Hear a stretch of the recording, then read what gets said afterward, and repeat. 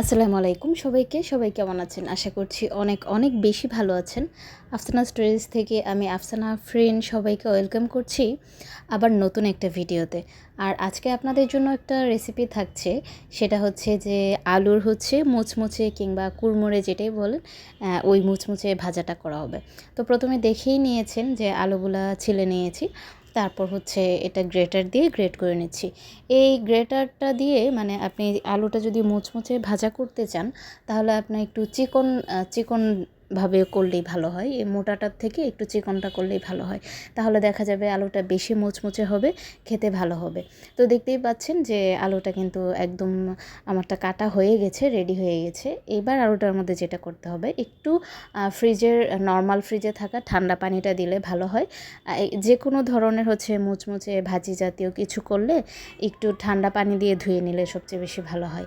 এই যে ধুয়ে নেওয়ার পরে পানিটা ঝরার জন্য একটা চালনিতে করে দিয়ে দিলাম, যে পানিটা একটু সময় নিয়ে ঝরুক। আর যেহেতু মুচমুচে ভাজা হবে, এই জন্য পানিটা সম্পূর্ণভাবে একটু ঝরায় নিতে হবে।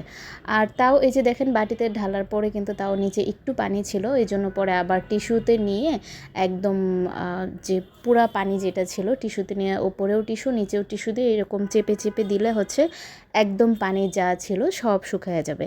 আর এটাই মুচমুচে হওয়ার মেইন ট্রিক্স। কারণ যে কোনো জিনিস মুচমুচে ভাজি করতে গেলে আপনাকে পানিটা থাকা যাবে না, সেটার মধ্যে পানি থাকলে জিনিসটা মুচমুচে হয় না।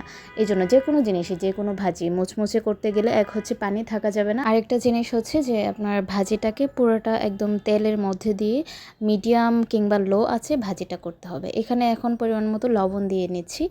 লবণটা একটু বুঝে শুনে দিতে হবে, কারণ মুচমুচে ভাজি যেহেতু লবণ বেশি হলে একদমই খাওয়া যাবে না। একটু হালকা মরিচের গুঁড়া দিয়ে দিচ্ছি, এটা অপশনাল, আপনারা চাইলে দিতেও পারেন, নাও দিতে পারেন। আর আপনারা চাইলে কাঁচামরিচটা বেশি করে ইউজ করতে পারেন। এবার এটার সাথে ভালো করে মাখিয়ে নেওয়া হচ্ছে যে লবণ আর মরিচটাতে। এটা দিলে হয় কি, একটু ডিফারেন্ট ফ্লেভার আসে আর কি। যদি মরিচের গুঁড়াটা এইভাবে একটু মেখে দেওয়া হয়, কিংবা লবণটা সবগুলা একটু এভাবে হাতে আলুটার সাথে মেখে দেওয়া হয়, তাহলে একটু ফ্লেভারটা ভালো আসে কিংবা খেতেও ভালো হয়। তারপর একটু এখানে কর্নফ্লাওয়ার দিয়ে নিচ্ছি। এটা একদম টোটালি অপশনাল, এটা দিলেও হয়, না দিলেও হয়। এটা যে দিতেই হবে এরকম কোনো কথা নেই।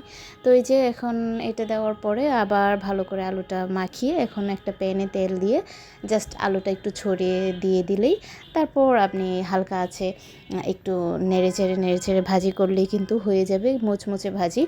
আরেকটা জিনিস, এই ভাজিটার সাথে আপনারা কিন্তু বাদাম অ্যাড করতে পারেন। হ্যাঁ, বাদাম অ্যাড করলে কিন্তু এটা খেতে আরও অনেক বেশি ভালো লাগে।